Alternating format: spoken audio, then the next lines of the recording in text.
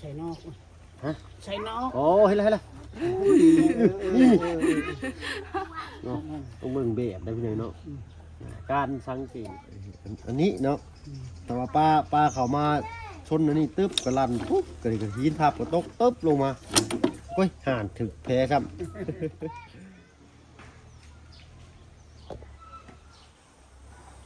เอาพี่น้องเนาะเปิดคลิปเปิดภาพมาบาดนี้ก็อยู่บ้านสองเฮือนซานของน้องบุตรสบาเด้อพี่น้องเด้อเนาะเอาพอดีทางลุงจันเนาะเพิ่นได้สั่งบานประตูประต่างเนาะหรือว่าใบประตูนั่นเองพี่น้องเนาะโอ้ยเนาะเอามาครบเพิ่นละพี่น้องเนาะเหลือแต่อุปกรณ์ล็อกก้อนมือจับเนาะมือจับประตูก็สิใส่แบบธรรมดาแหละพี่น้องเนาะบ่แม่นลูกบิดเด้อพี่น้องเด้อเนาะลูกบิดมันสิพังง่ายเพราะว่าเด็กน้อยเฮือนเพิ่นหลายเนาะเพิ่นเปิดออกเปิดเข้าเปิดออกเปิดเข้าเนาะมันก็สิเฮ็ดให้สำรุดเพพังง่ายว่าจังซะเนาะแล้วก็นี่แหละเข้ามาเบิ่งเติมอีกพี่น้อยเนาะมื้อนี้ทั้งสร้างเพิ่นบ่มาเด้อพี่น้องเนาะ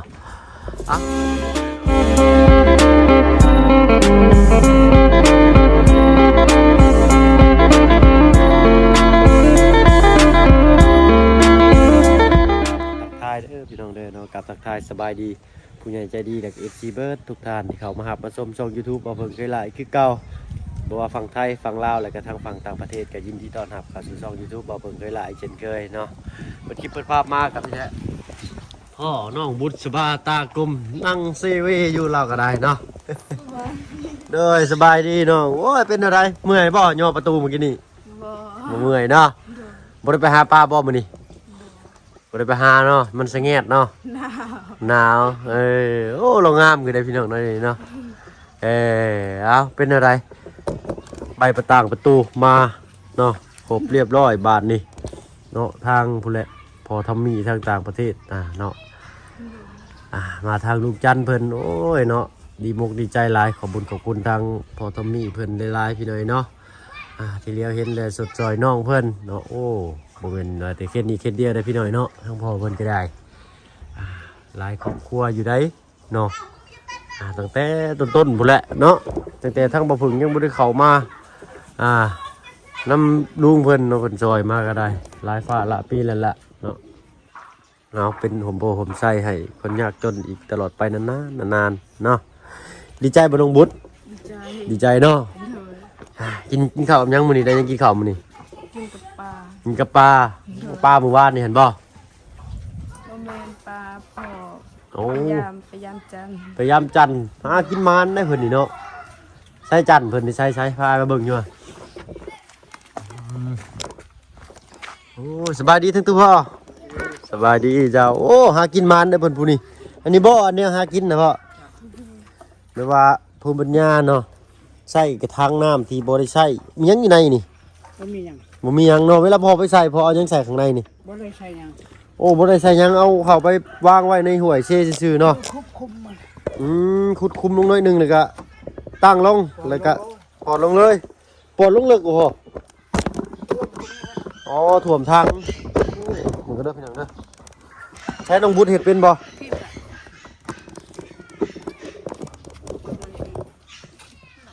ใช้น้องบุตรเป็นเห็ดอะไรน้องบุตรใช้เป็นดิบ่เป็นอื่นจันเลยนะพ่อเนาะจันเด้อบ่เป็นจักรจันได้พี่เลยเนาะจันดักบ้าอ๋อนี่เพิ่นเฮ็ดอันนั้นไว้ซื่อดึงไว้บ่ให้มันออกเนาะโอ้มึงเด้อมึงก็เคยใส่อยู่พอเพิ่นก็ได้เห็นเพิ่นใส่เมื่อกี้แหละนี่เนาะทางตรงนี้เนาะโมเมนต์ชี้เนาะโมเมนต์ชี้คือกันเนาะนี่เด้นี่เอ้ยนี่จังซี่ใส่นอกใส่นอกโอ้เห็นแล้วนี่เนาะต้องเบิ่งแบบได้พี่น้อยเนาะการสังเกต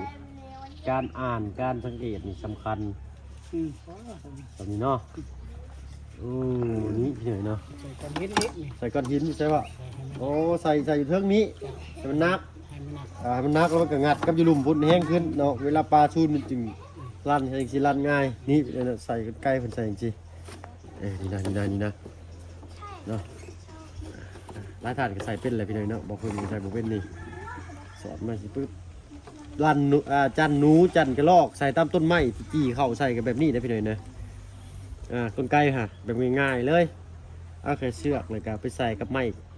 ที่ยืดหยุ่นนะนี่ไอ้หินทับนี่ปึ๊กนี่มันจะเ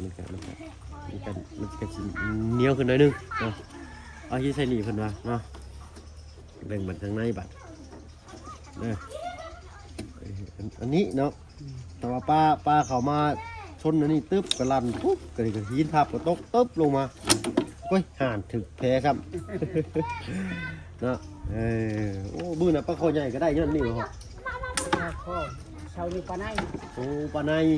ปลาในนี่ราคาอยากแพงอยู่เลยเนาะหากบ่แพงสัมปลาคอพี่เลยเนาะปลาในก็คล้ายๆปลาคาร์ฟอะไรพี่เลยเนาะเอานี่จังกลางพอจันจะ 12ลัง ใส่ห้าเลย ใส่5ละยังบ่ได้ไปยามบ่มื้อนี้ ยามได้ตัวนึง โอ้ปลาในหั่นโอ้ไปยามตอนใดก็ได้บ่ ได้เช้า ไปยามตอนนี้ก็ได้ ยามมันไข่ออกไข่กังเว้นกระทึก โอ้ยามป้าออกไข่นี่กลางเว้นกับเข้าเนาะเพราะว่าหาบ่อนไข่หาบ่อนชน หามันชนผัก หาบ่อนอันฟังไข่บ่อนไข่อะนะแต่ไปย่างตอนนี้นี่บ่ได้เนาะแต่ว่าลมๆหนาวๆสิเฮงบ่มีปลาเลยเนาะ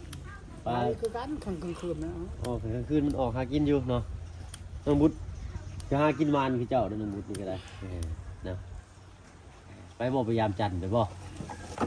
พอใส่ไว้อยู่ใช่ เดี๋ยวตามไปทางนั้นที่เรือไป โอ้ถ้าว่าเขาไปใส่ไว้นี่ชาวบ้านบ่ยามพงกันเนาะเพิ่นบ่หลักยามพงกันดอกเนาะ ผู้รักก็รักนะ ผู้รักก็รักเนาะ เห็นหลั่นเขาย่ามเขาบ่หลั่นแบบนี้ เขาก็บ่ยาม หลั่นแบบนี้ คันเฮาไปบ่ทัน หลั่นเนี่ยคึกรถนะ เดี๋ยวบ่มีรุดออกอีกเนาะ บ่รู้จัก เลยเพิ่นเฮ็ดแบบนี้ง่ายเลยได้อพี่น้อยเนาะ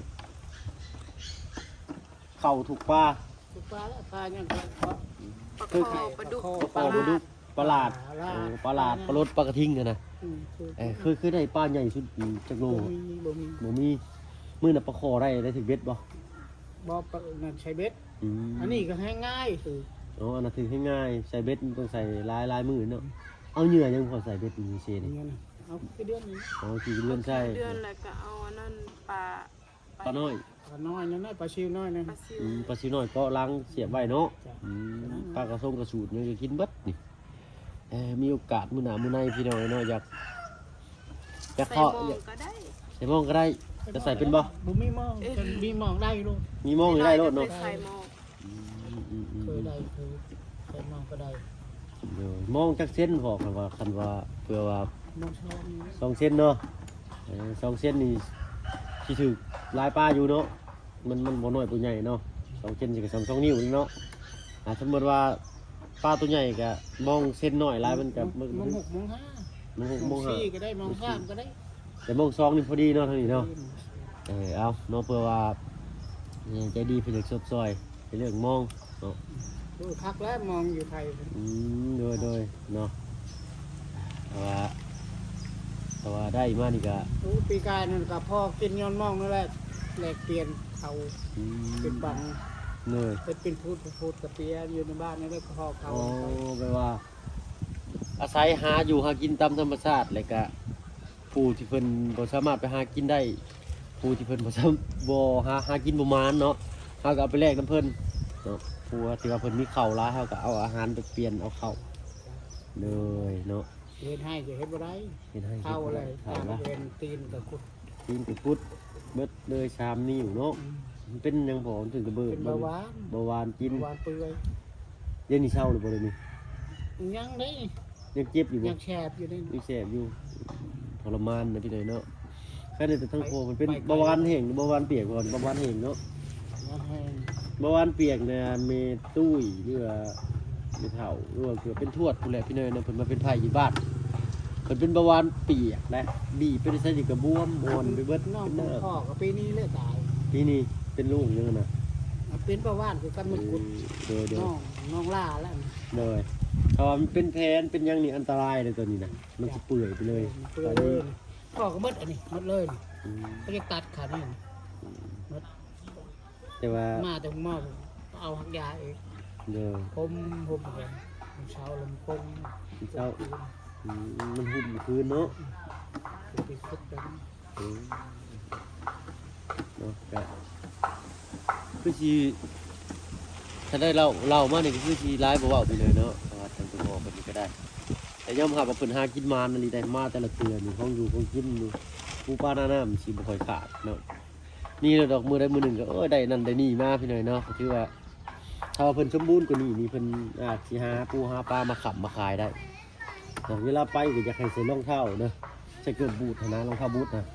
ใส่ขึ้นมาบ่ให้มันถึกน้ำถึงยังขูดอย่ามันเป็นแผลได้ โอ้เป็นแพ้แล้วเป็นเตียบน้ำไปเลยมันเป็นปืน แต่ว่ามันเป็นแผลมันบาดอะไรอย่ามันเปื่อยนะเนาะ มันตัดบนนี่นะ ด้วย ตัดมันแหลกมันบาดแหลกมดอัน มึงมดเลย มันเปื่อยได้พี่เนยมันเป็นเบาหวานมันแบบมันเป็นแผลมันเป็นเปื่อยถ้าว่าห้ามบุเห็ดมันเป็นแผลเป็นบาดเนี่ยมันก็สิแสบห้อนเลยสิซื่อๆเนาะ อันนี้ก็ยังหอด ห้อนมุมๆเนาะ อย่างมึงเบิ้งเนี่ยก็หอด โอ้ยินเบัดทางหนึ่งเลยนี่เนาะ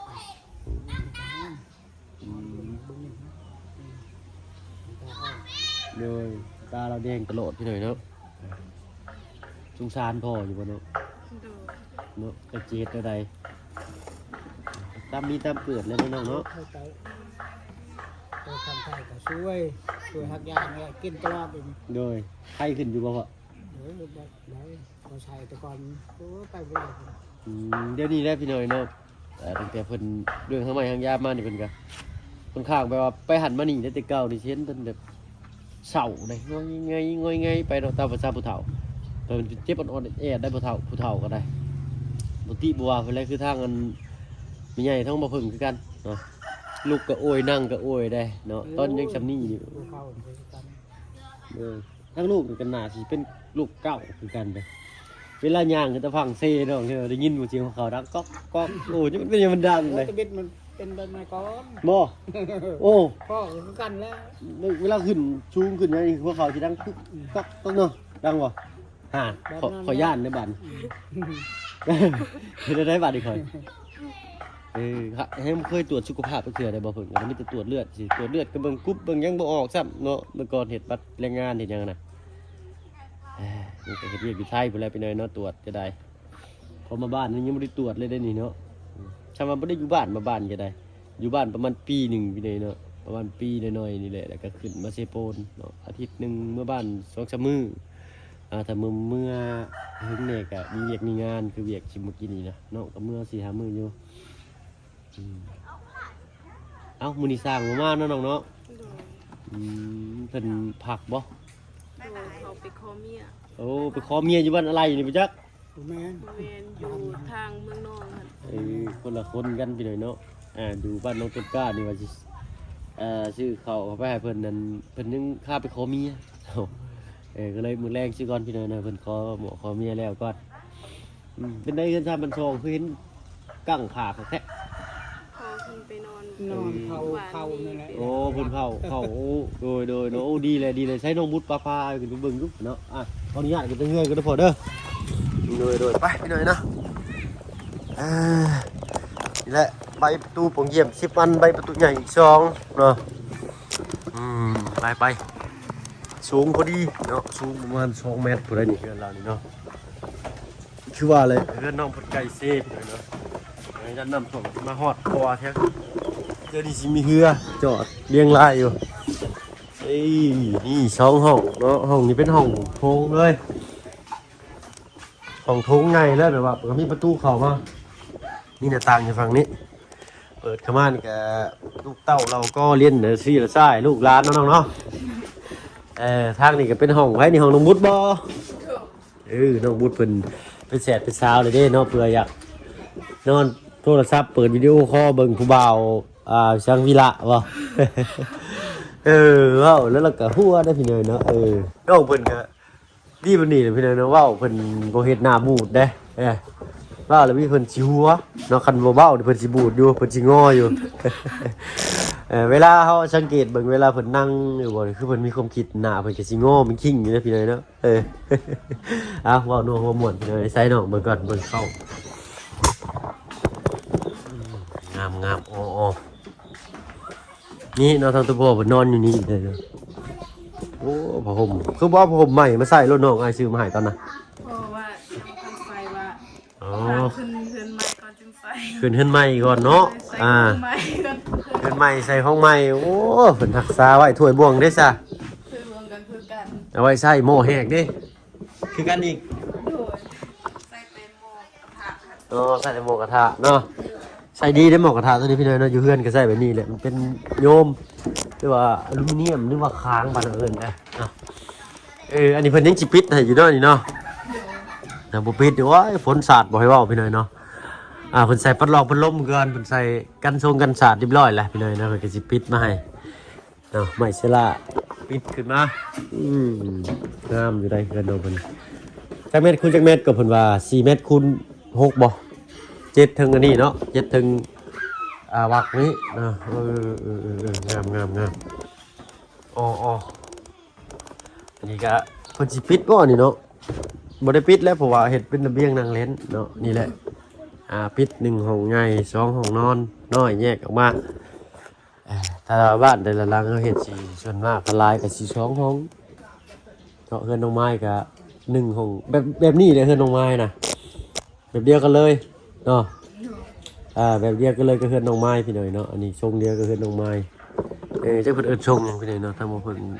ก็บอกบ่ถูกก็บ่ถูกคือกันไปได้น้องงกตึกใจ